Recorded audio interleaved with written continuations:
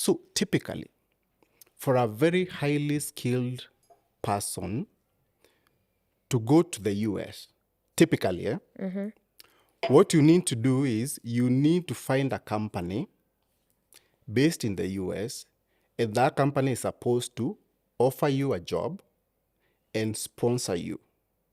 This is one of those things, it's not just for anyone. And that's why that pathway is there. That's why actually the US gave, it's called EB2 NIW. NIW means National Interest Waiver. The US government waives the requirement for you to have an employer. Remember I said typically can you hear how need, it sounds? Yes. The US government waives the requirement for you to have a job offer. So difficult. It sounds so difficult, yes. And that's why we are there as a program.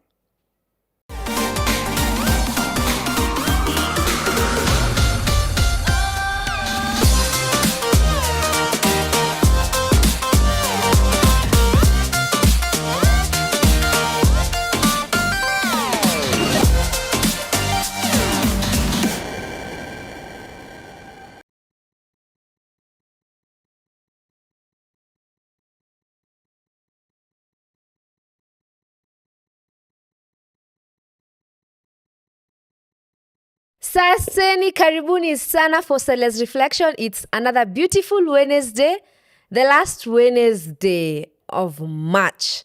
Karibuni, if I'm not wrong, yes. Karibuni sana.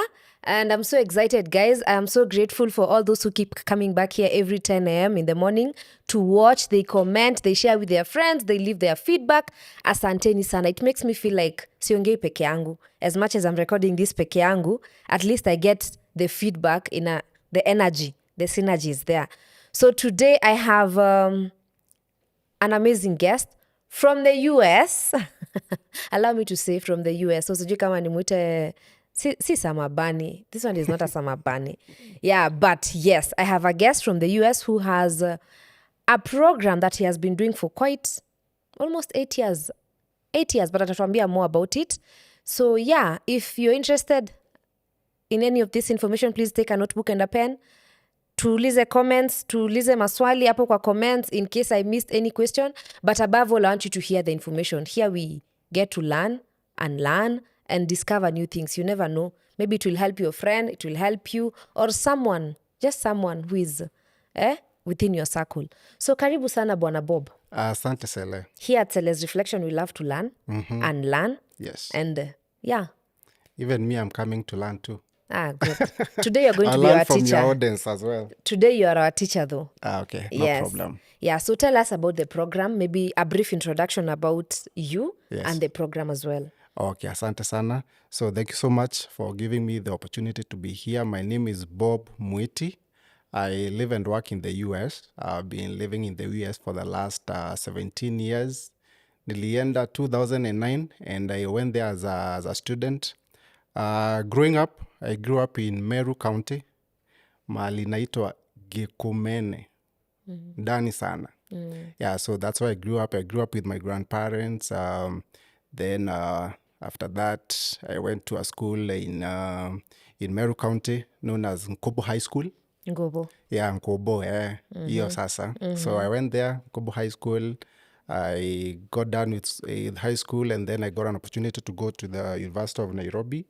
But at some point I left University of Nairobi and then I went to Strathmore University. So hapo ndio nilimaliza shule hapa and then I got an opportunity to go and study for my master's in the US. So I left 2009 and then I went to a school called Indiana University of Pennsylvania and that's where I went to do my MBA. Okay. Yeah, so after that I graduated in 2011. And then of course you know the way like most people when they go abroad they look for opportunities over there. So I did the same thing. So I graduated, got an opportunity to work there. I used to work as a systems analyst. Nikapata job na company called JT CompuQuest, but they placed me with a company called Citibank, which is actually the bank that is here. So I used to work for Citibank as a systems analyst. I worked there for about 5 years. And then after that, I left the job and I started doing what I do now, which is basically the International Scholars Program. Which was formerly Airlift. Yeah, we used to be known as the Kenya Airlift Program. We changed that in 2023 to International Scholars Program. Yeah. So that's when, so 5 years after working abroad, that's when you started the program. Yes, yes. What is the program about? So what we do, so we support students to go and study abroad. And I formed the program out of my own challenges because you see the process of going and studying abroad is very, how do I put it? It's expensive. And then also there's a lot of things that are involved throughout the whole process. So I felt like there's a lot of maybe very bright Kenyans out there who may want to go and study abroad and they don't know how to, and also they don't have the means to go and study there because it's extremely expensive. For example, if you want to pursue a master's like the way I did, it costs about maybe $50,000. Nikifanya times 130. Yeah, that's about maybe 6 or 7 million. Oh my. Yeah, for you to complete a master's program. So I felt like there's a lot of Kenyans out there who may be interested in going and studying there, but that money, how many families have that kind of money? Very few. Yeah, very few families. So I decided to work on it, try to find a solution to that. And that's when I formed the program, and I was lucky enough to find a partner, more or less like a banking institution based in the US, that is able to facilitate the financing that is needed for students in terms of unsecured student loans. Okay. Yeah. Okay. I think up to there. So you take students. The program is international what? International Scholars Program. International Scholars Program. Yes. So these students, they must have done a degree. Yes. So when you say students, explain the students so that a Form 4 person does not register ama inquire. Like, tell us which students. Yeah. So for the last 8 years, we've been doing just master student. Okay. Although lately we've also expanded the program for undergraduate, but for the last 8 years we've been doing master students. So basically you had to have at least a bachelor's degree for you to be able to get into the program. Now, we usually don't really just take anyone. It has to be someone who is really good in terms of good as in like a brilliant student, because the financing that we do is unsecured. So you don't want to just pick just anyone just because they want to go and study there. So it has to be someone who is willing to pursue science, technology, engineering, or math. STEM, yes. Science, technology, engineering, and math, yes. So that's one requirement. That's one requirement. Including the bachelor in any. Yeah. You could have any undergraduate major, but at least for your master's, you need to be someone who is willing to pursue a STEM program: science, technology, engineering, and math. Are those the only requirements? Those are usually the only requirements, although also for your bachelor's, you need to have scored at least a second class. Now you see why I'm saying it's good to get. So we are filtering ourselves. Yes, So you need to have scored at least a second class lower division, and with a 2.8 GPA, which means hata kama ni lower, it should be close to second upper, not close to pass. Yes. So does it mean if someone has not met the 2 requirements that you've mentioned, they should not bother? Yeah.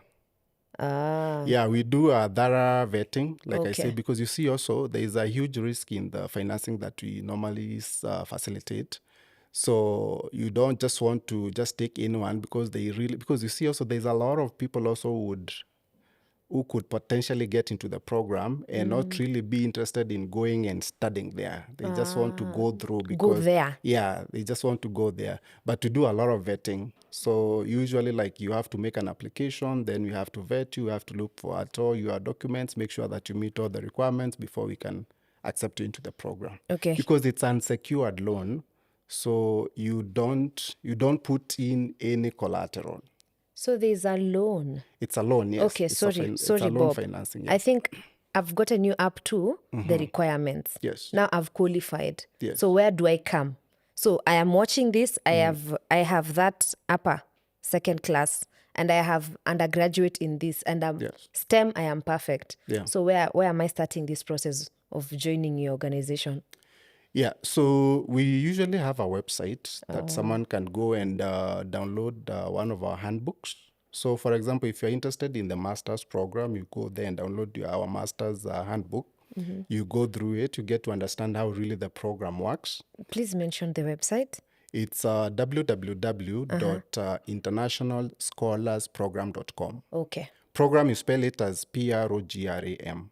Okay. Yeah, www.internationalscholarsprogram.com. So you go there, download the program handbook, and then go through it. If you feel like ni kitu inakubamba, then you submit in an application. Then after that, we review that, and then you get invited for a vetting interview. It's usually a virtual one.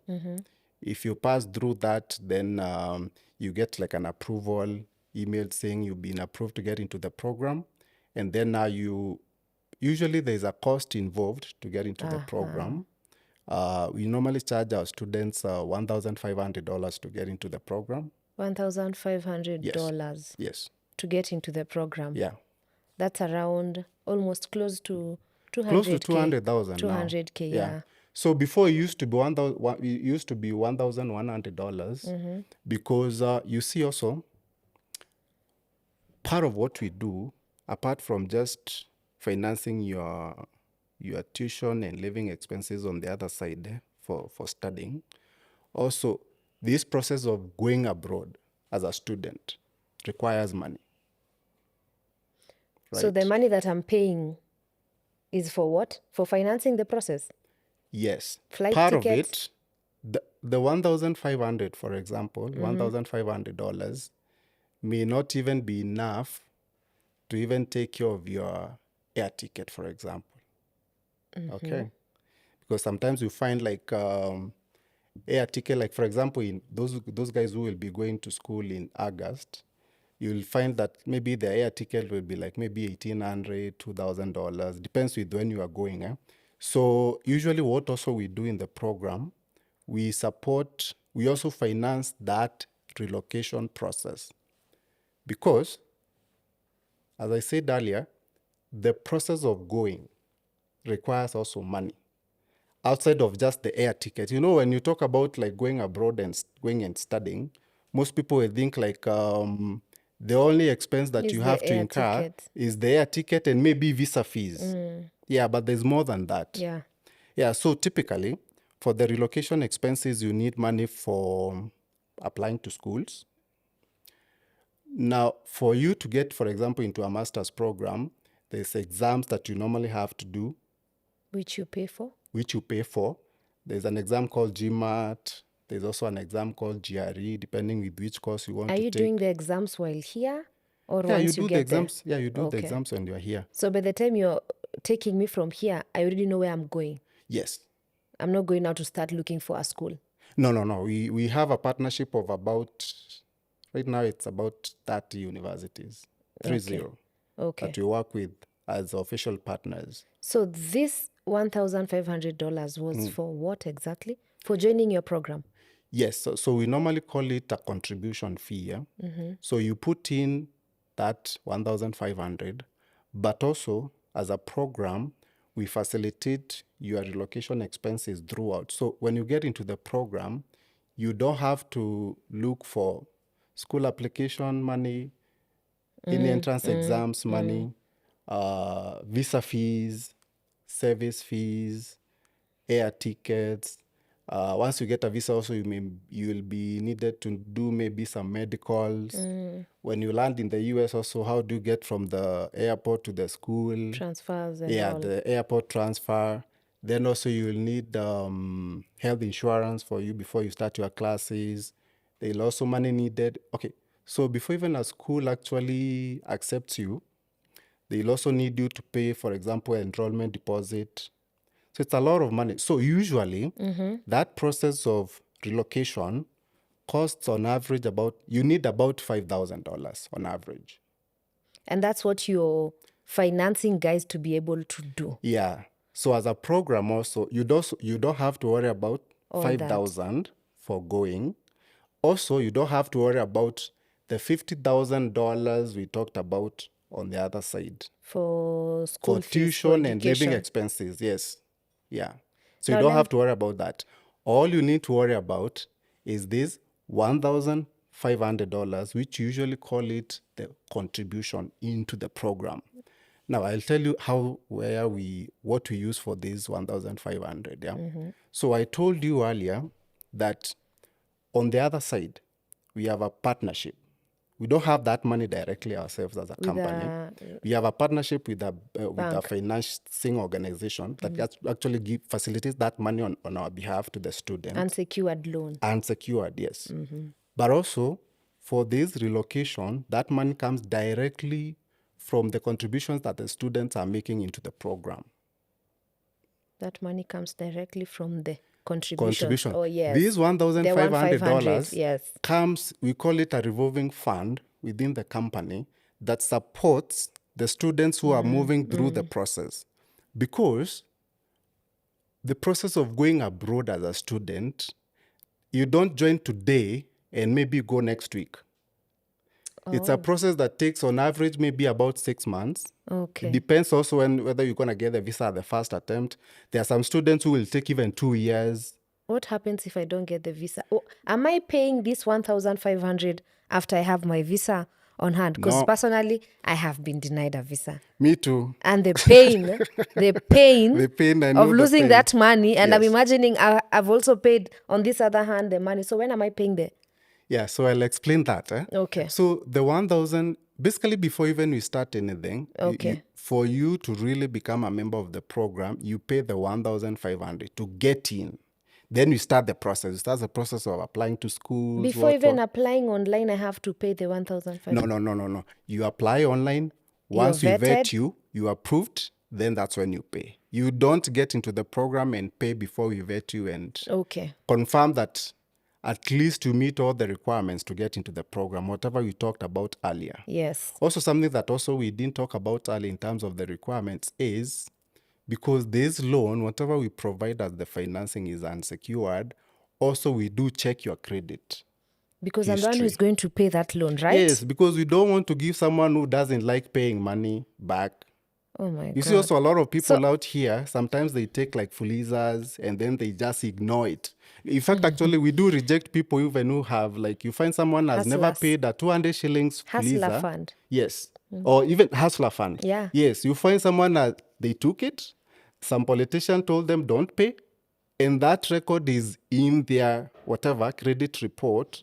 So it shows that you are not you are not a very responsible person when it comes to financials. So no one will trust you if you cannot be able to pay 500 shillings. No one can trust you with $50,000. So what I'm getting is, initially I thought you're a non-profit. I thought ni kama mmekuja kutusaidia twende America tukasome. Kumbe, because if I'll clear the loan, it's something like help.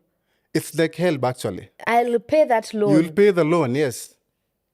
Yes, you'll pay the loan. The unsecured loan. Yeah, in fact, actually, we do get a lot of people who sometimes they confuse and they think like it's more or less like a scholarship. You're I given thought like it free was. money. At first, I thought No, it no, was like it's you're not. picking the best students, then you go wasaidia lile tu charity work. Still, see, when it comes to financing, it's a huge cost. In fact, actually, when it comes to like you financing someone with unsecured loan, Yeah. if, for example, you try to look for a loan here in Kenya from a bank, it's a big problem. That's true. And here, it's someone who is coming and telling you, hey, you know what? I trust you can pay our loan without any collateral. And the only thing that I want is the fact that you can be able to go out there, complete a very good course, which is very marketable. And I hope that you'll be able to get a job and pay back the loan. Because actually that's our That's the lending thing. model. Yeah. Yeah, we are like, there's no collateral. what we are looking at is your probability of getting a job. And that's why also we don't want just to take any students who want to go and study there. You have to be going and to study something that is very marketable. So what I'm getting, Bob, Yeah. and correct me if I'm wrong. Yeah. You've taken a very bright student. Yes. First of all, akona hiyo second class. Like, Yes. unimse amesoma. Yeah. Maybe amekosa job. Of course, Kenya, unemployment is it's a challenge. Hatuna kazi. Yeah. So you're sure this person, akikubali nimpatie hii loan, which you're going to tell them even the interest rates for the Yes. unsecured loans. I guarantee you, okay, I don't know if you're guaranteeing, but I am so sure hutakosa kazi ukisoma hizi miaka. How many years by the A master's program will take on average about 18 months. That's a year and a half. So Maximum maybe 2 years. So when am I starting to clear the loan? After I've gotten employed, after I've started the master's? Not after you've been employed. See, also there's aspects of the process that we can't really guarantee. That's the thing. Yeah, because you see, you can't tell someone like, okay, I'm guaranteeing you'll get a job In the in third America. Okay. First of all, actually, going to America as a student, that visa is for you to go, finish school, Come back. come back. And come back and your loan? Well, you see, how do I put it? Research has shown that a lot of bright people who go there and study, they normally stick around. With the school visa? Once you are done with school, you will figure out how to stay there. So a lot of people, there's not really many people, even if you ask a lot of Kenyans around, there's not many Kenyans who will go to America to study and come back immediately. They'll go and that's the main reason actually why you want to go and study. You go and want to study there because there's a lot of opportunities. Once you are done with school, look for opportunities and then stick around, get a job, stay there, and then hopefully you'll be able now to start supporting your family back home. That's how it usually is. So, well, but it's not to say that also we don't get students who come back. We still get one or two here and there. They still come back. Even if you come back, you'll still have to pay us anyway. You'll still pay? Yes. But I've not gotten a job. Yeah. It doesn't matter whether you got a job or not. You see, you are taking a loan. For example, when you take, for example, HELB loan, or even a bank loan here, maybe to start a business. Business is kifail. Lazima utalipa. Hata sahi gari yako ikikunywa maji na ni ya cab. Exactly. Bado hiyo loan unalipa. Yeah. But I want to understand, when am I starting to pay the loan? After school, immediately? 6 months after graduation. You are usually given there's a grace period of 6 months. Then after that, you start repaying for 10 years. 10 years? 10 years, yeah. 10 years? 10 years. And I went to school for just 18 months? Yeah, 18 to 2 years. How are the interest rates? So usually the interest rate actually it's better than here.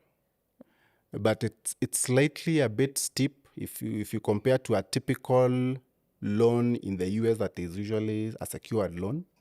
Interest rate varies between 12% to 15%.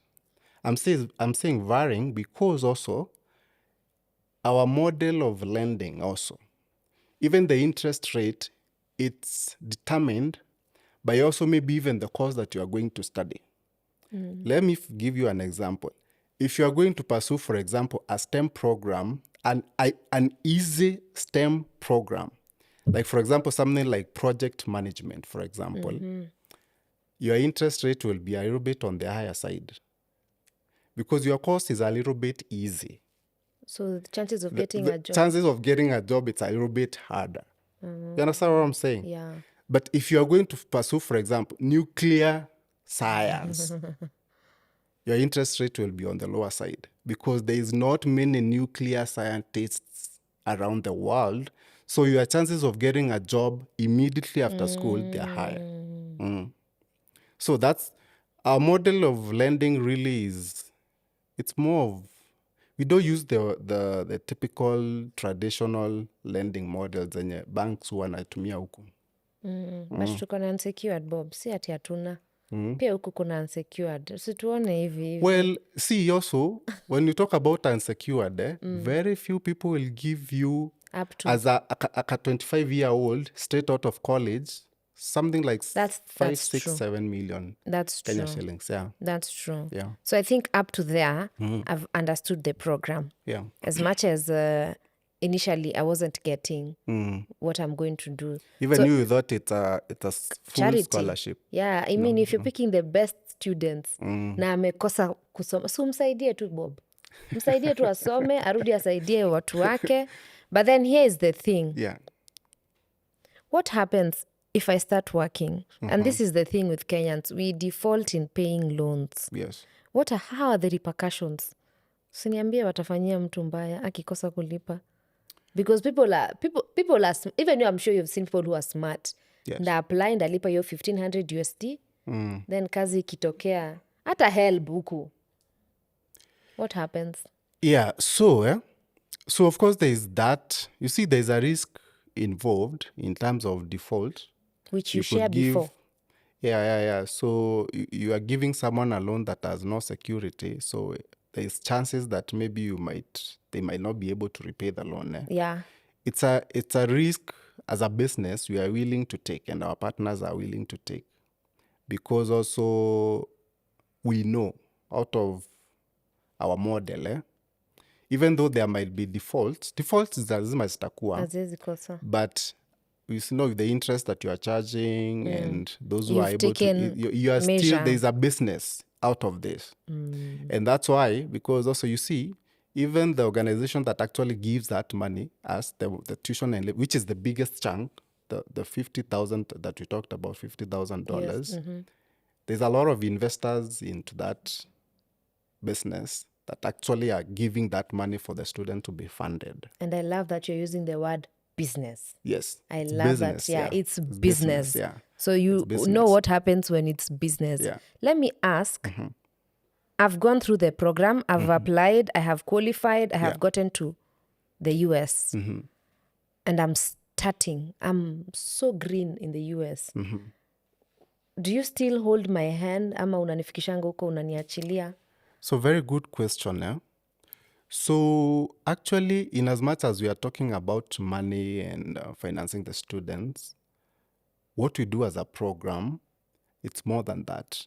Because you see, the problem is not even just the money to go, because once you graduate from the US, for example, as a student, the next question is usually, how do you stay there?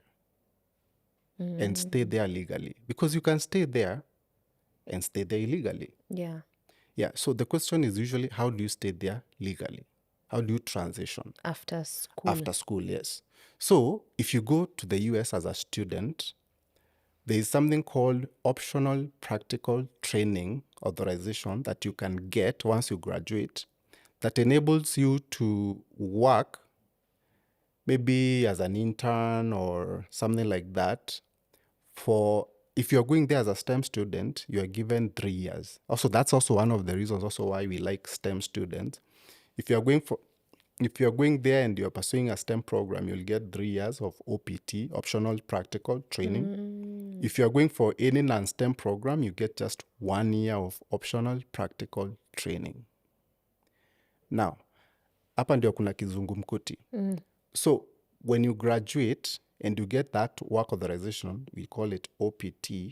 I hope I'm not getting too technical Is it for the what they audience. call the work permit? Is it something? It's more or less like a work permit, but still for a student, someone who has a student visa.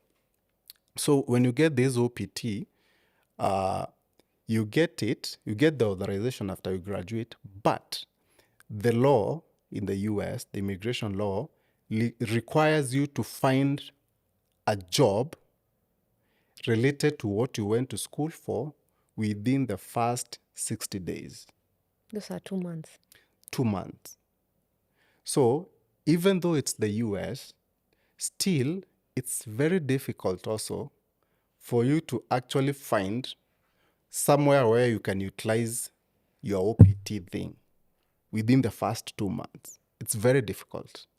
Remember I told you, I formed the International Scholars Program out of my own personal challenges. Basically, this is the journey that I walked myself as Bob from the moment I started this process way back some over 20 years ago to the point where I went to school and I graduated and I was able to figure out to stay in America. In fact, a lot of people, a lot of immigrants, they are not able to transition. They are not able to figure it out.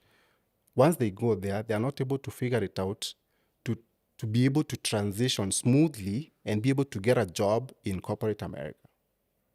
So also part of what we do as a program is to support our members of the program in terms of how to figure out how to transition. We have training programs that we offer, by the way, for the members. During this 60 days, ama after school, the programs. So basically, if you are part of the International Scholars Program, you don't really have to worry about, oh, I need to find something within 60 days. Because by law, if you don't find something within 60 days, you are supposed to go back to your country. Are we paying anything extra to be helped to? No. No.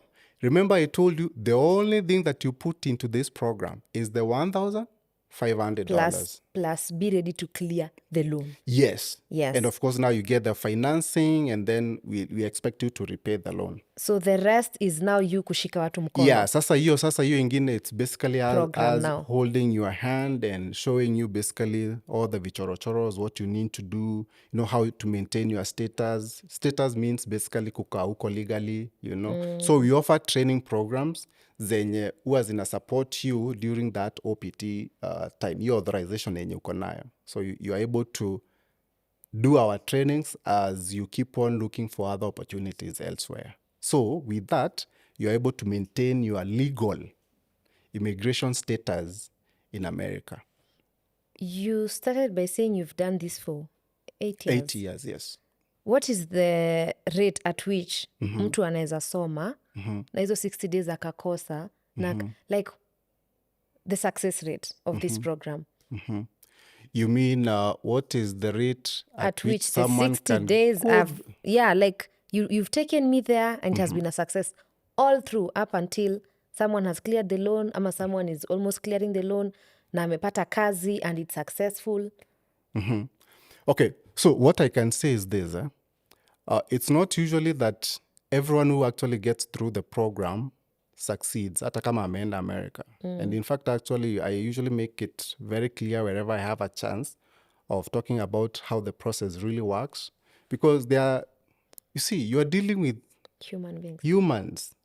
We've had cases of students who have gone there. We've actually, right now as we speak, I don't know whether that student is still with the police. It was a police case, and the student was being processed for deportation because he went there. Unfortunately, he actually even didn't complete his studies. Okay, and then he went into all these drug whatever with local Americans and all that, and he was caught up. I think he was caught driving while he was drunk, and it's called DUI, and it's a big issue in America if you are caught, and if you are an immigrant who doesn't have the right documents because he had dropped out of school. So he was being processed for deportation. You see, in as much as, yes, you are a member of the program, we have no control of what you can do, you as an individual. So just to answer your question, so it's not like every single person who actually gets into the program succeeds. But as a business, we are willing to take that risk to lend you, hoping that you'll be able to go finish school, get a job, and be able to repay back our loan. And that's why when I told you earlier that even to get into our program, we really have to vet you. Yeah, we look at your qualifications as a student and also check also whether you are someone who we can be able to trust and give money. Yeah, but it does not mean that we are like 100% sure that you'll succeed. But people succeed. That's why we still have the business. You have testimonials of people. Yes. In fact, actually, for anyone who is watching us, we have a YouTube channel where we normally share all our success stories for all the students who are there, those who have gotten jobs and all that.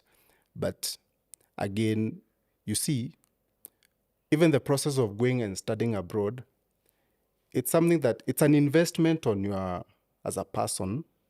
And for any investment that you can make as an individual, there's risk associated with it.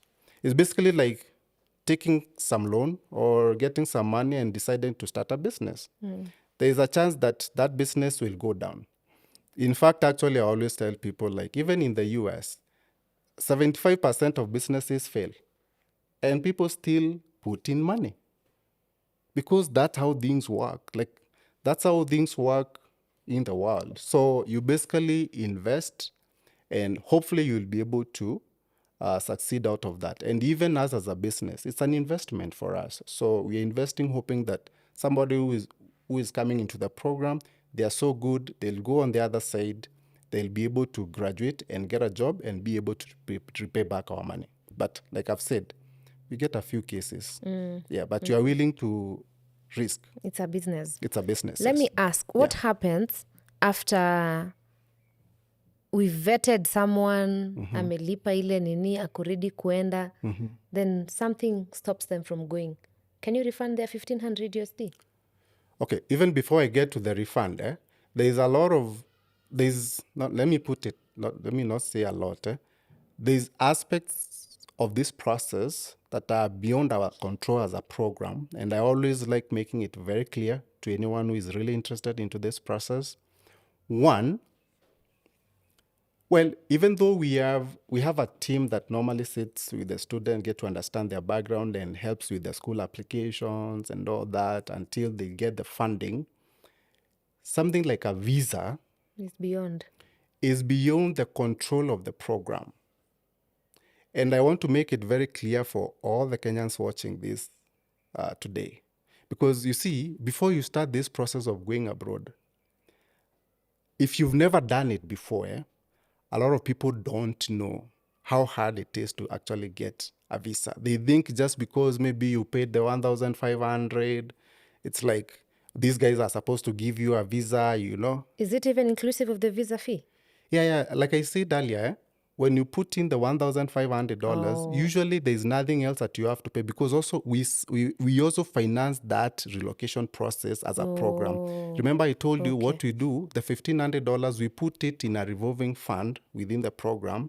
And that fund is the one that is able to support those who are living, and then you'll repay us later on. Because I say that process of going requires about $5,000. So but you've only put in $1,500. Nika capital. Yeah, it's basically it's more or less like a commitment because we don't. I told you the money from the other side we're getting from our lending partner, but this $5,000 to move from here to the US, this money comes from the $1,500 that you put in.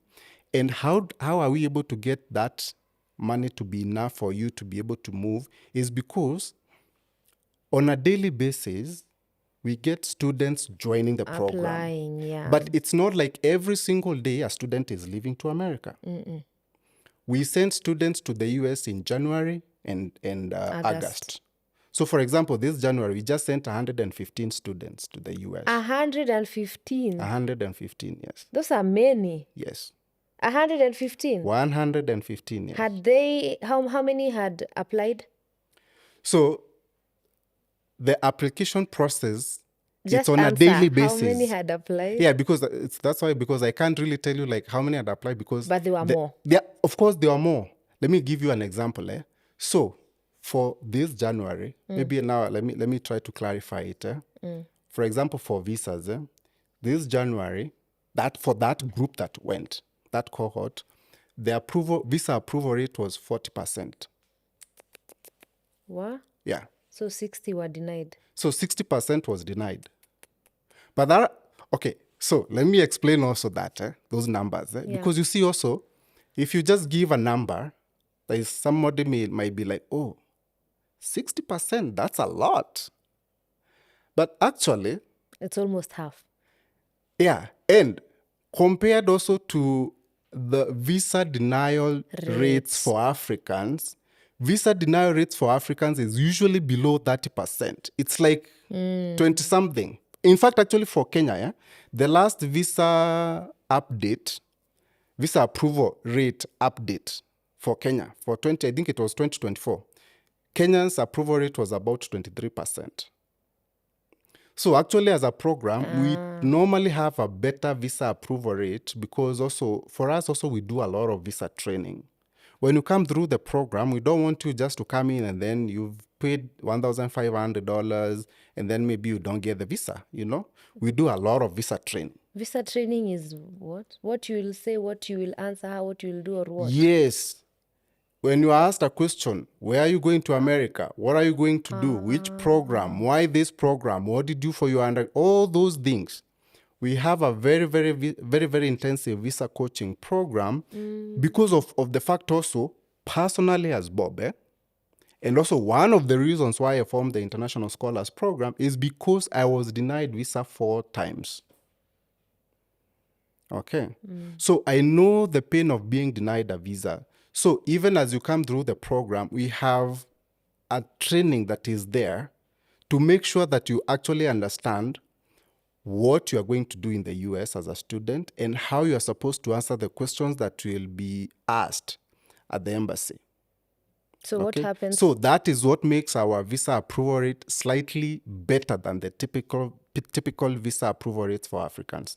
But that's not to say that if you get into the program, you're going to get your visa approved. We get people getting visas maybe at the 2nd, 3rd, 4th attempt. So when you mean 2nd, 3rd, 4th, does it mean they paid again and again and again, or they're still using their first 1,500 payments? All right. So very good question, and we get that a lot. So when you put in the $1,500 contribution fee into the program, that covers 1 visa attempt. We can only cover once. Because you see, Sele, in as much as we... see, one thing that you have to understand, you're dealing with humans here. And in as much as you'll train them, okay, there'll be those who will go to and the embassy, by the way, it's very... how do I put it? When you go to that embassy, you realize how hard it is to get a visa, by the way. Like, there's so much tension.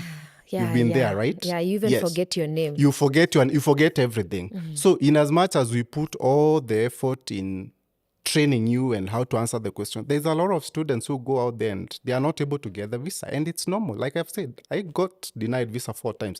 I got my visa at the 5th attempt. 5th. Going there once, twice, thrice, 4th. So these students who are trying again, they are paying again and paying again. So if you get denied the first time, the next time you basically pay your visa fees. You don't pay again, which is $185. So now I understand when you say the money that these students contribute is what we use to help finance. Yes. Now I'm getting how the business is running. Yes. Now I'm getting tunachanga wengi, tunasaidia kidogo, wanasonga. Hawaendi wote at the same time. It's a table banking thing. Yes. Yeah. Ama also like the way leo, huyo kesho atakula. Yes. Okay. Or even the way insurance works. Exactly. Yes. Exactly. So you don't put have in a the claim. Premium, you put a claim every day. Yeah, you pay a whole year, you don't even get a claim. Yes. Then after 3 years, you get this big claim. Ya pesa mingi unasaidiwa na wale.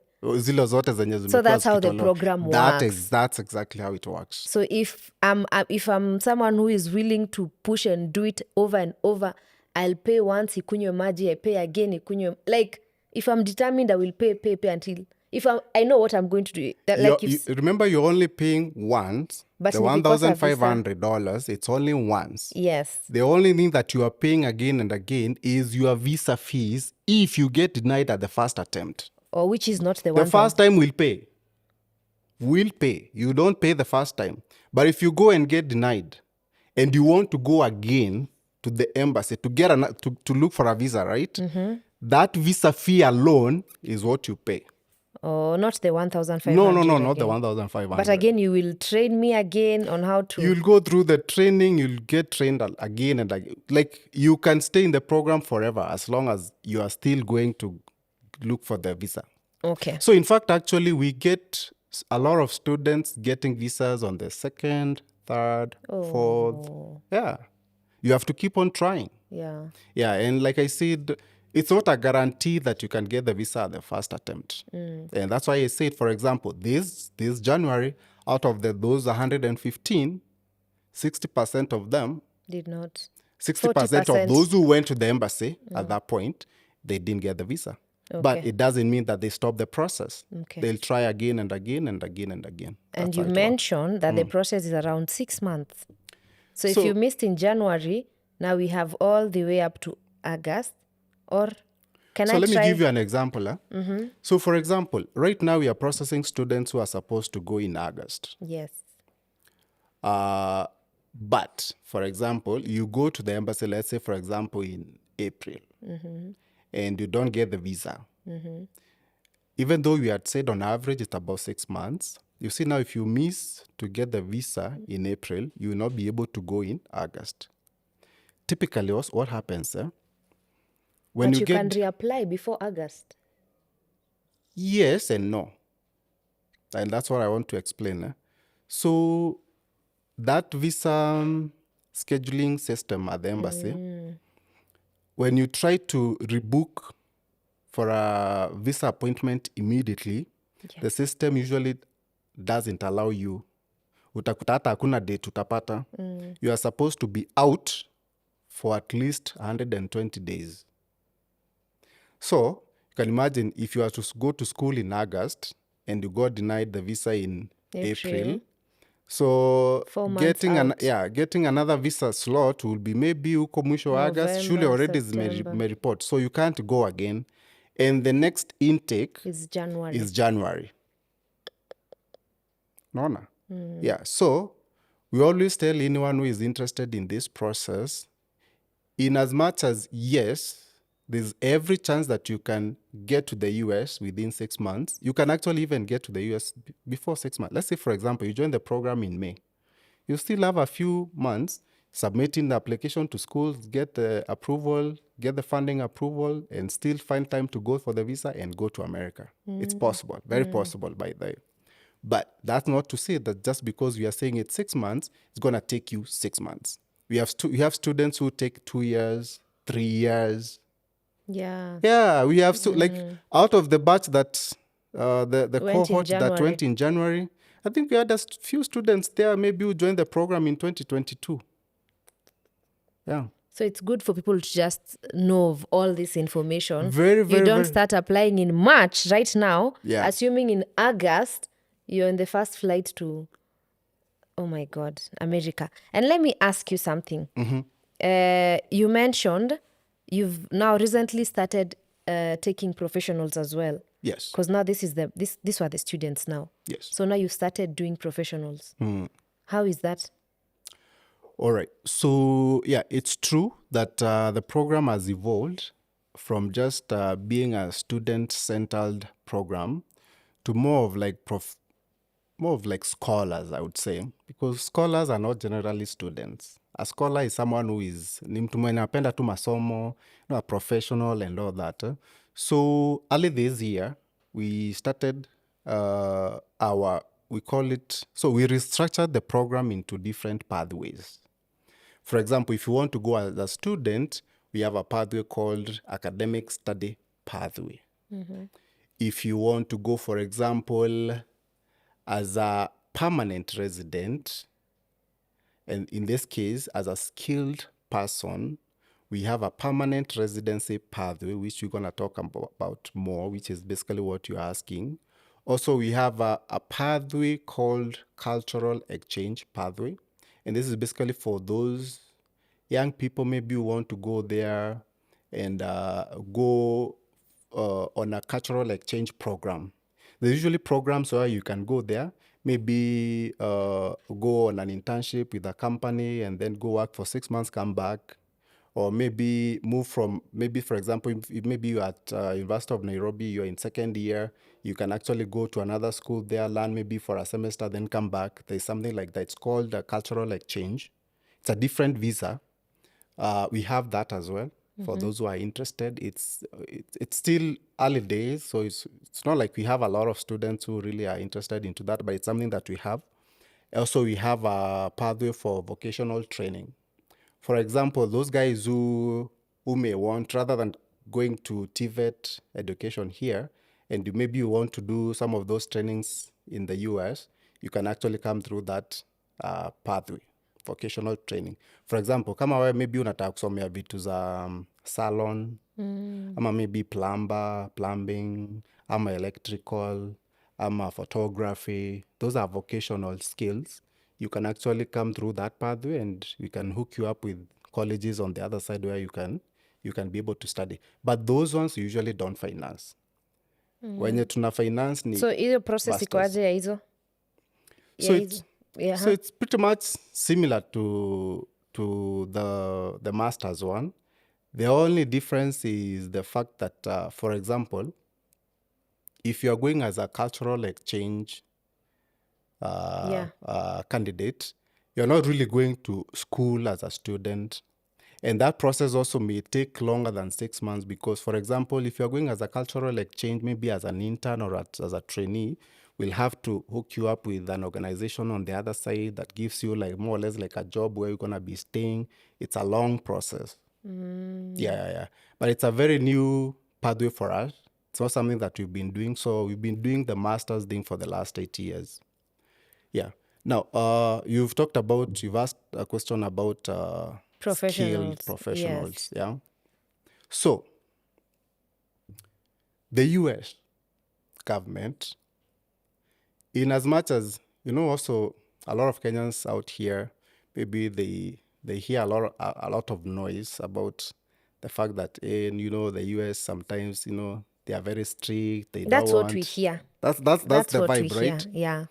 But actually, also, what people don't know is that there is a way that you can actually, if you're out there and you're highly skilled, there is a way that you can petition the US government to give you a green card because Sounds like a process. it is a process, and we'll get to that. So you can petition the US government to give you a green card because of the fact that you have skills that are very valuable to the US economy. So it's like you're selling yourself to them. Yes. You're pitching yourself. Yeah, you're saying basically, hey, You need me. I'm Bob or I'm Sele. I have all these skills, and these skills, whatever skills that I possess and whatever work that I've been doing for all those years, is of national importance. Okay? And if I come to the US, I'll be valuable to the US economy. So give me a green card because of the fact that I have those skills and I have that kind of a profile. So that's Make sense? Okay, slightly. Slightly.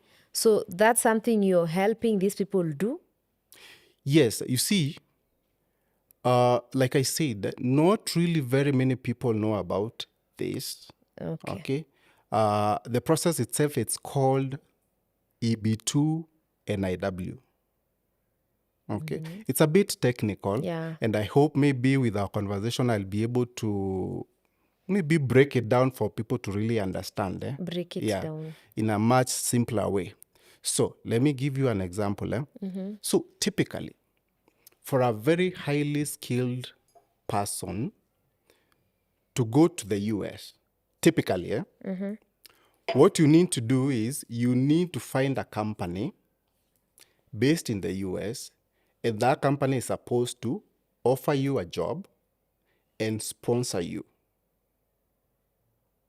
So when I'm writing this letter that I'm... No. Before you get there, before you get to the petition, okay. what I'm saying is this, typically, for example, if I'm let's say, for example, I'm an engineer here in Kenya, and I really want to go and work in America, you can't just go like that. You basically need a company based in the US to give you an offer for a job and sponsor you for that job. Sponsoring basically means they must submit paperwork to the US government telling the US government, hey, there's somebody here by the name Bob. He's a software engineer, and we want to hire Bob because of the fact that there's not many Americans with the skills that Bob has. Okay? And we want you to give Bob the green card so that he can work. That's usually how it is. That's the normal process. If you want to go there as a skilled immigrant to go and work. Outside of ile watu wanajuanga hii mambo ya green card lottery. So unajua hiyo ya lottery. Outside of that, if you really want to go there as a skilled person to go and work, that's usually the process. You basically have to have a company that has given you a job offer, and that company will file for you a petition. First of all, they'll submit a petition with the Department of Labor. Department of Labor in the US. Process. It's a very long process that would take also maybe 2 years or 3 years for you to go as a permanent resident.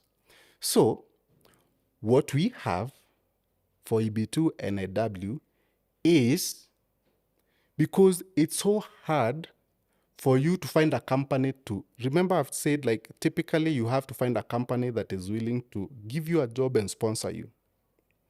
How many people here in Kenya will find a company in America to give them the job? Very few. Very few. Very few. Okay. But that does not mean that those people are not really qualified. We have a lot of engineers. We have a lot of scientists. We have a lot of nurses around. We have so many people with so many skills, brilliant people, and they want to look for opportunities outside of Kenya, out there in the world, in the US, for example. So because of the fact that they can't find an employer who is willing to sponsor them on the other side, because it's so hard to find that, what we have is a process where you can petition the US government to give you a green card and bypass that requirement of having an employer. So in this case, you don't need any employer sponsorship. You basically submit a petition to the US government, you as an individual, telling the US government, I have these skills and these skills, please give me a green card so that I can come and become a permanent resident in the US, because of the fact that the skills that I have, they are of national importance to the US. Now, I'm assuming everyone does that. Because No. now that one is, if I'm going to do it by myself, it's easier as opposed to looking for that company. Well, So if everyone does that. Well, so when I say, like, for example, yes, you have skills and you're saying, telling the US government, hey, I have these skills and just give me a green card. It sounds easy when you say, but the process itself is not that easy. Okay. Because what really happens is, I hope I'm not getting too technical. It's getting too technical. It's getting too technical. And It's getting too technical. But I'm thinking, even for the US, a letter coming from this company is treated with more pressure as opposed to a letter coming from Celestine. Well, see, it's not, this is one of those things, it's not just for anyone. And that's why that pathway is there. That's why actually the US gave, it's called EB2 NIW. NIW means National Interest Waiver. The US government waives the requirement for you to have an employer. Remember I said typically can you hear how it sounds? Yes. The US government waives the requirement. For you to have a job offer. Sounds so difficult. It sounds so difficult, yes. And that's why we are there as a program. Okay. So that you select, if you're really somebody who is interested in going and staying there as a permanent resident and you have those skills, you don't have to figure those things. It's a complex process. So what we do is, because you see, maybe what I can add is this. So it's not just a matter of just you submitting like a letter, then telling the US government, oh, I'm select. It's a process. So there's a lot of documents that you have to collect, assemble together, and you have to submit something called, write something called an endeavor. You tell the US government what you will do for them. Honestly, I feel like the people who get these things are people who deserve them. Because even with the thought of Celestine writing to the US, I'm not saying I don't have faith. Yes. I'm not saying I'm a little believer. Yeah.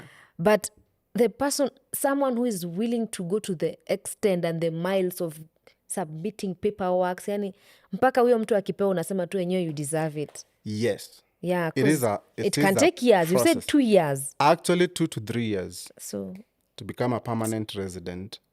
So you basically, you write an endeavor, and that endeavor, it's not like a one-page document. It's at least 50 pages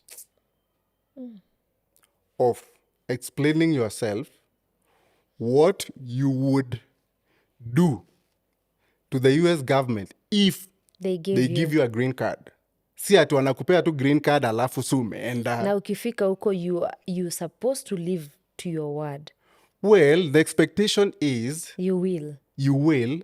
And remember also, you see, the US, you see, these guys, because they've built the economy and it's a very developed economy. That's why also it's very hard for people, generally, it's very hard for the US to give visas because this is a company, I mean, this is a country that has built their economy for so many years. They are well systems, advanced, yeah. yes.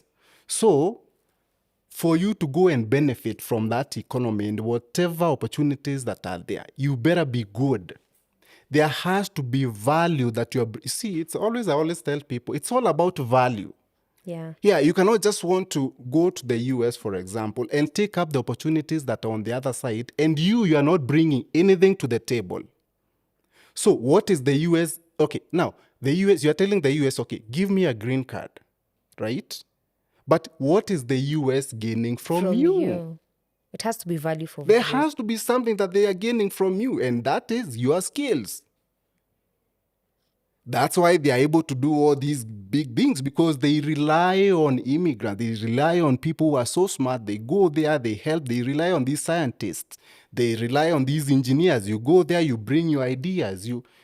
Even that process for EB2 NIW, even for business people, if you have really good business ideas, maybe you have something that you've patented here in Kenya, and you want to, because you see also here, sometimes also you have people who are so talented, they have patents, they have things that they've done, but they can't move far with what they've done. You can be able to expand that on the other side. So the US would want that kind of a person. Okay, so you are bringing value to the US economy, and they are willing to give you a green card because of that fact. So how does that work now with you? So if someone is interested in that pathway, the one you've mentioned. Yeah, so that pathway, it's called permanent residency pathway, but the elective itself is called the EB2 NIW, just without going too technical into it. So what happens is you go to our website, you go and download our program handbook for that pathway. You go through it basically to understand how this works. We also have on our YouTube channel, also we have a lot of videos. By the way, we are very big on social media. We push a lot of content on a daily basis. We have videos that explain what this process is, because you see also, we don't want somebody to get into this process and they don't know, they don't understand. Also, if you go to the website, you download the handbook, you go through it, get to understand how it works. If you don't understand, also we have a way that you can request a free virtual consultation with our advisors. They'll sit down with you and explain to you, kama mtoto, what this process is and what you need. Because also I told you, part of this process, you may need a lot of documentation to show. Si ati unasema tu sele mimi ati sijui nini niko na 10 years of experience, hapana. You have to back up your whatever you claim with documentation showing, for example, any publications that you've done, any awards, any whatever that you've gotten for all those years that you said you've done something that is of national importance, you have to show it. So all those documentation, you have to have them and all that. So basically, once you go through the website and you are interested in that, you submit an application to us and your resume, basically your CV, and then we normally now have to review that and vet you. Okay, pretty much like what I told you earlier about the student. Masters, yeah. So we'll also vet you on this one, get to understand whether you are a good fit for this. Because also we don't want to start with a process with you, with a process that maybe you may not get approved.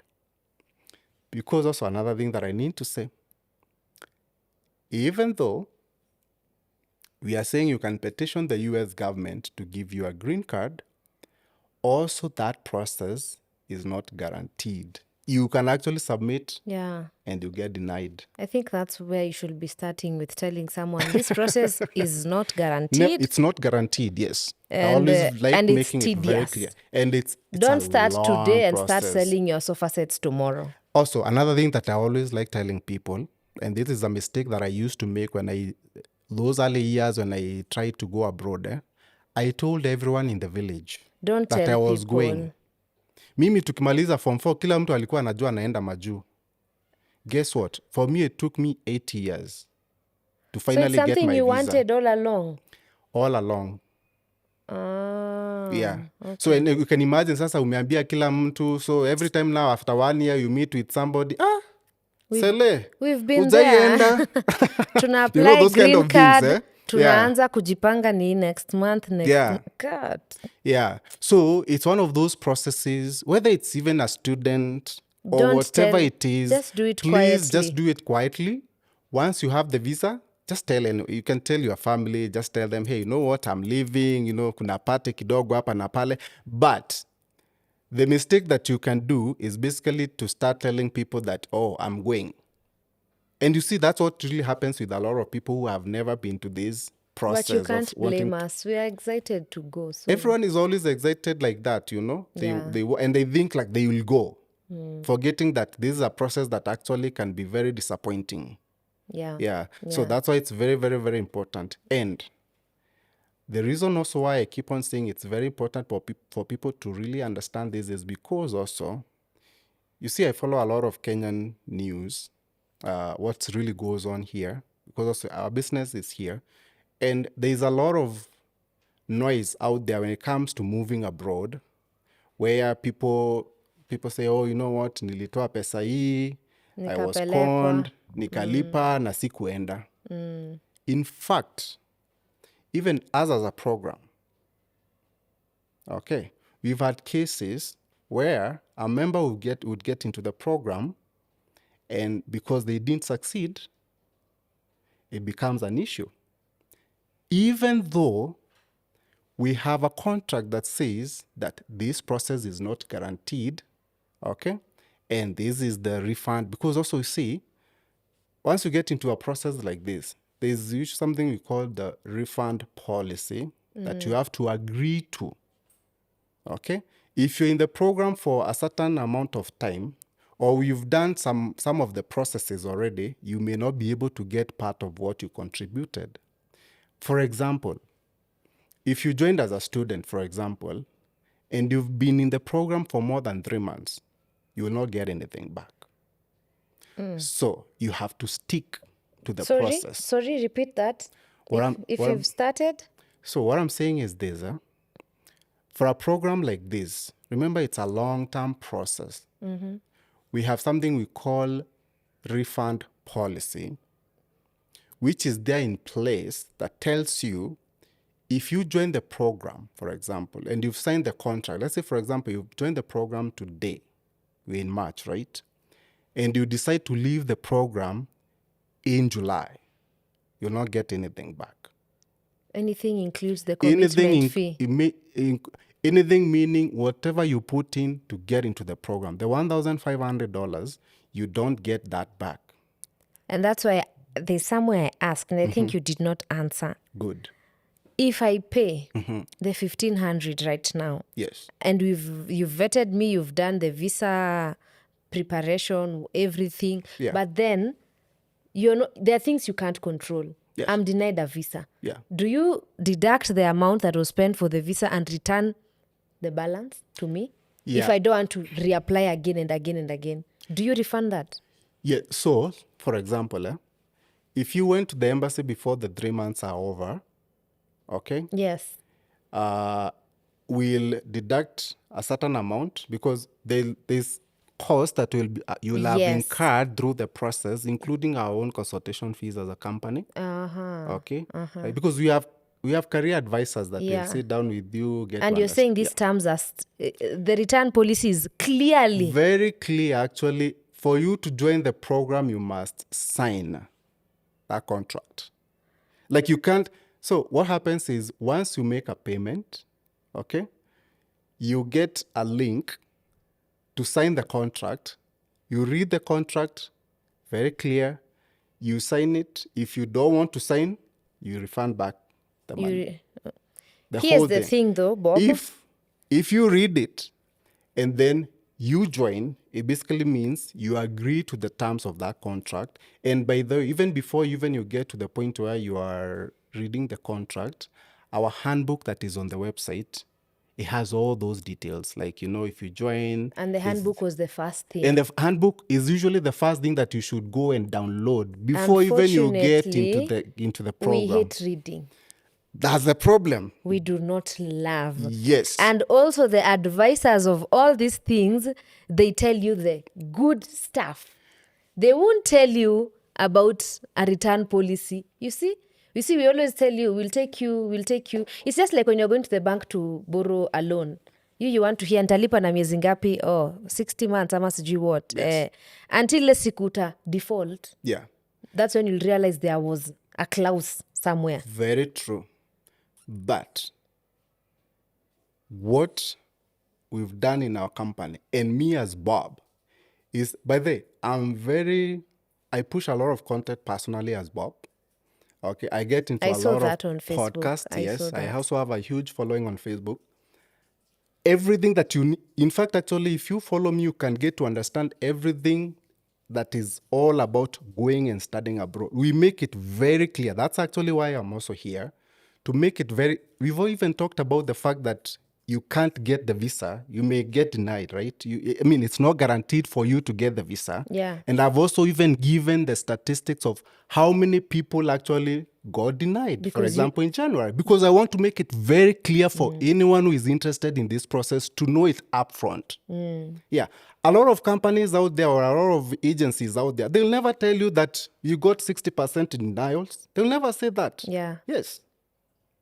Me, I even do webinars for those who are interested into this thing to explain to them, like, this is the process, so that even when you get into the program, you know everything black and white, so that if anything happens, you don't come to blame anyone. Yeah. Yes, it's very, very important through this process because it's a long process. And this is a process that actually individuals are investing money into. This is an investment for you coming into the program. And also it's an investment for us as a program because remember I've told you, like, we are putting in a lot of, there's a risk also involved into this process for us as well, because we are giving you money with the hope that you'll be able to repay us. There's a risk on our side as well. But also even you as Sele or you as somebody who want to get into the program, there's a risk involved because it's not a guarantee that you'll get to the other side. But you have to understand that before you sign any paperwork. But as you've said, people don't read. We hate reading, me included. Yeah. So in fact, actually, maybe do an audiobook. Yeah, there's a time actually I had some issues out there. What, Bob this, whatever. But it is what it is. But here is my take home as we wind up. Yeah. One thing for sure I've gotten is Bob Mwiti is in business. Bob Mwiti is a business. It is not charity. It is not that we are coming to help. Yeah, it's not a scholarship. It is if you're willing to take up the risk. Yes. Of course, I think kila kitu in this life, it's just That's about what I risk. said. Yeah. It's all about risk. So if you're willing to take up the risk, our nephew ama our what, we changa, we take them to America. Yeah. They go. And na hujatuambia ni America wapi? Ama ni America yote? Actually, we take students all over the US, the 50 anywhere. states. Okay. But we can only take you, if you're coming for us as a student, for example, we can only take you to the states where we have schools. We have about 30 schools. America also has so many schools. So the states is not a specific state. Like not a specific state. Okay. It depends with where the school is located. Okay. Yeah. And is the program only for Kenyans? Well, primarily, when I started the program, I started it as a Kenyan students thing. But we've evolved and opened up the program for anyone. You have students from Liberia, students from Uganda, students from Tanzania, students from Zimbabwe, all over Africa. But even with us opening up the program, and actually that's one of the reasons why we renamed the program to International Scholars Program, because we didn't want to sound like it's a Kenyan thing. Because now because we're out there on the internet, so there's a lot of people out there from other countries who are interested into this. So they reach out, and we had to support them. So we had to change. But it's basically open for everyone. But majority of our members, Kenyans. 90%, I would say, it's Kenyans. Okay. Yeah. So, yeah. So I think if someone was watching like me, for sure you've taken home a few things. Yes. Like, hopefully. there's this opportunity where you can try your luck. Yeah. Yeah.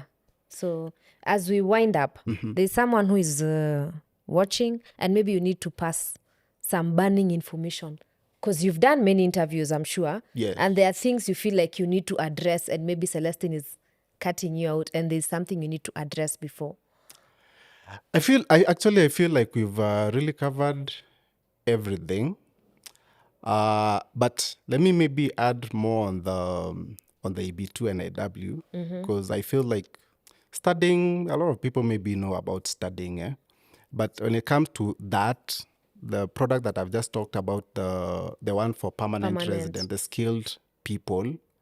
So for you to really be able to get your petition approved as a skilled person, your petition must be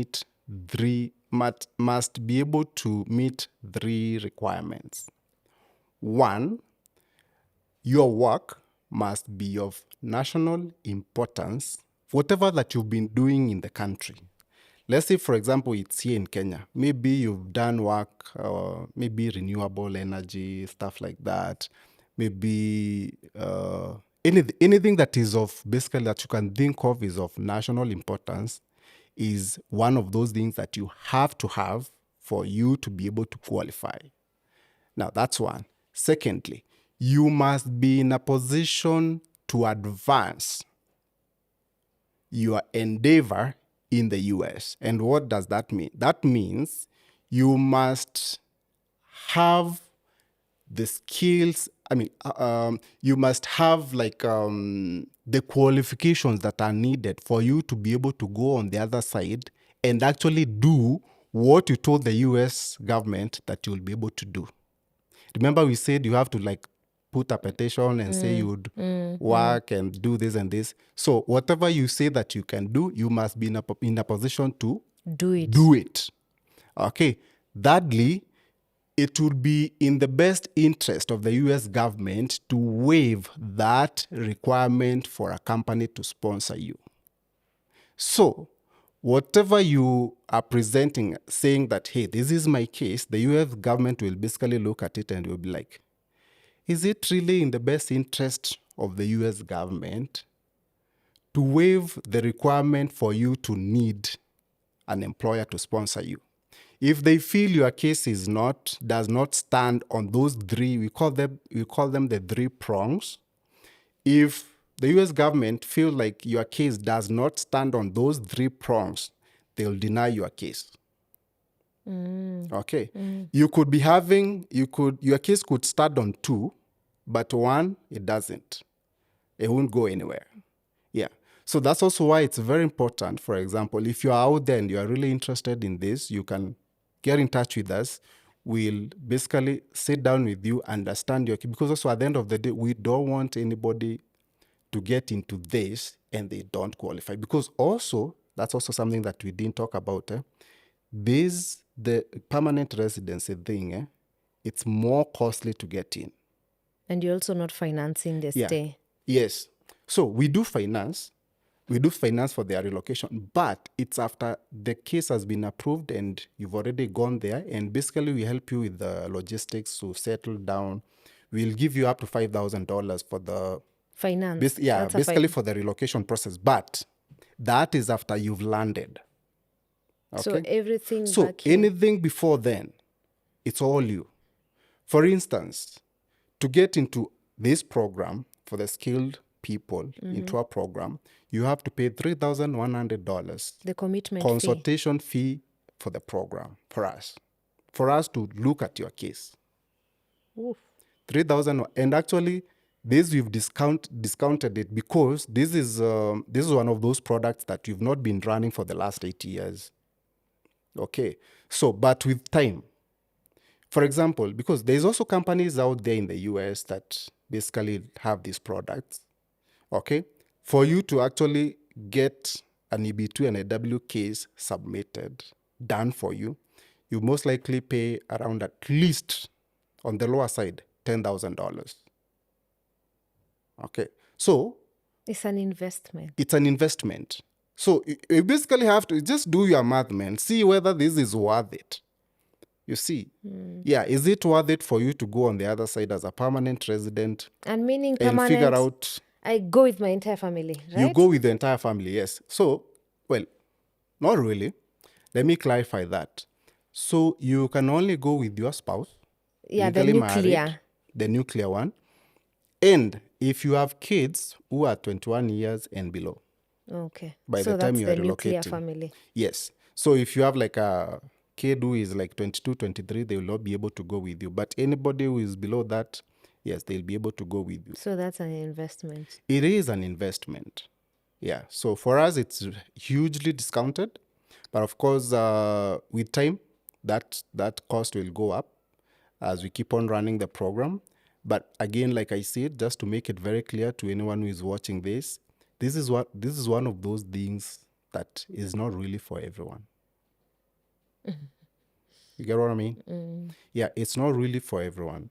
Like you have to meet those things that I've talked about. The I know. three. Yeah, the Not 3 two, prongs, not 2, three. not 1, the 3 prongs. Your case must meet those things, and that's why we evaluate you before you get to commit yourself into the program, to make sure that you meet those requirements.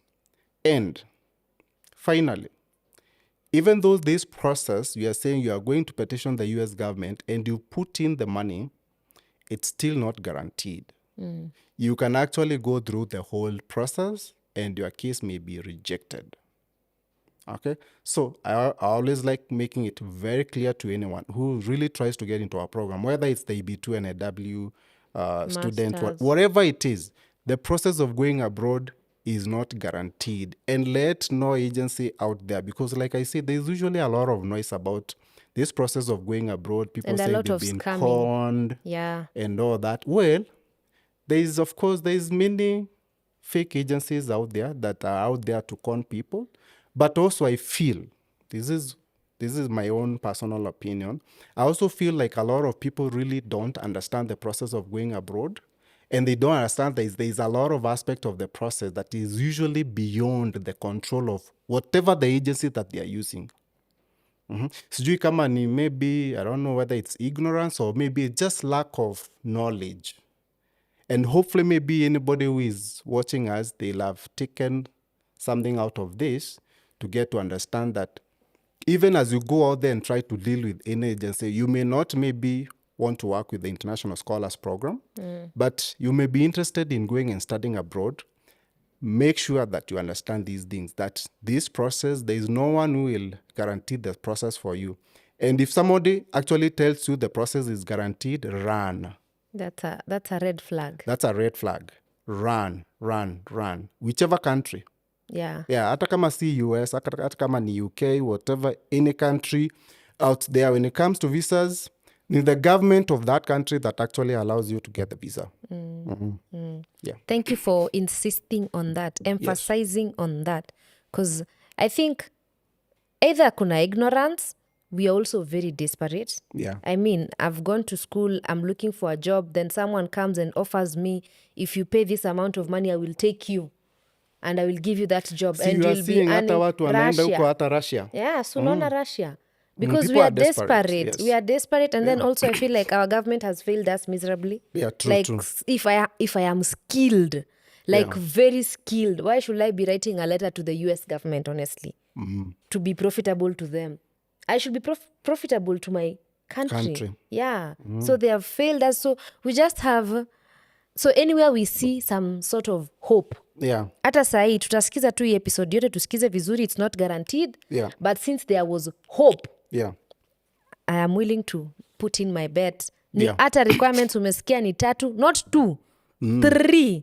But someone is still willing to. We're like, I mean, that's what we do. We're just living on hope, which is unfortunately not what should be the case, Yeah. but is the case. But thank you so much, Bob. No problem. Thank you also for umeielezea vizuri. Honestly, nimeelewa. Okay, At thank first you. I thought utanishika hivi unipeleke hadi unipatie visa. Do you know the people who will say anapeana visa? True. Na visa ipeanu na Bob. No. You've said clearly visa is given by that country. Yes. Bob ajuani na Trump. Ama mnajuana?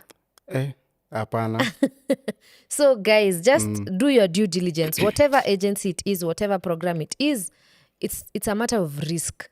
People are in business. We are trying our luck. If you apply here and the next time you're leaving a comment and you're saying Seleli nisaidia, I'll be happy. But then don't just apply without to apply. Don't throw your money. First of all, do your due diligence. Confirm exactly what it is. But thank you so much, Bob Mwiti. It was amazing to have you here. Thank you for having me. Good business you're doing. I must admit. Thanks. It's amazing because enyewe tumetaka kuenda wengi huko tumekosa. And for the few how many are they right now, you said? We have 800. a community of 800 in the US. I'd love to see their testimonials on this video.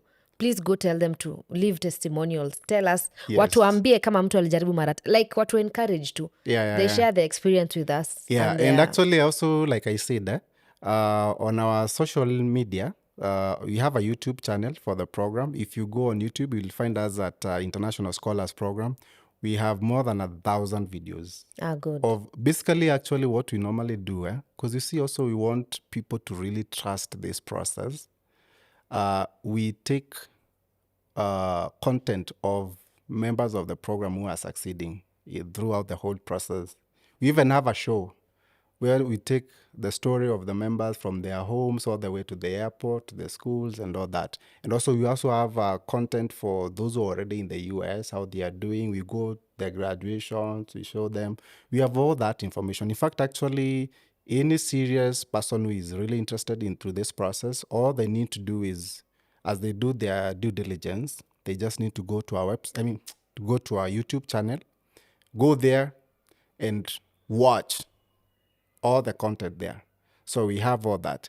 And for anybody also who is interested in following to see what we do and all that, also we're on Facebook, we're on Instagram, we're on TikTok. Personally, as Bob, I'm very active on Facebook. That's my most active platform. They can just follow me because I think I post something there on a daily basis about studying abroad, opportunities there for skilled people and all that. So that's all they need to do. And by the way, also something that I didn't say, we are accredited by the Commission of University Education here in Kenya, CUE, which makes us, as International Scholars Program, a legitimate business that deals with higher education, all right? And also in the US, we are accredited by an organization called International Association of International Enrollment Management. So those are our accreditations. Here in Kenya, we are based at the Mirage Towers. Right next to GTC, Mirage Towers, 8th floor. You can come there and see what we do. We'll have a team there that will sit down with you and get to understand your case and then advise you. Also, we have an office in Meru, Royal Business Park. For those who are close to Mount Kenya region, you can come there. We are at Royal Business Park, 7th floor. We are there. And for those who are, because also we have families in the US who will be watching this. I think you have a lot of following, me included, or those who are already in the US. We have an office in the US in Tampa, Florida. So, and also that's where I live. Yeah, so you have an office there. In case of anything, just give us a call. If you go to our website, you'll be able to see all the numbers. I don't know the numbers often for our business, but if you go to our website, www.internationalscholarsprogram.com, you'll be able to see all our contact details and you can give us a call.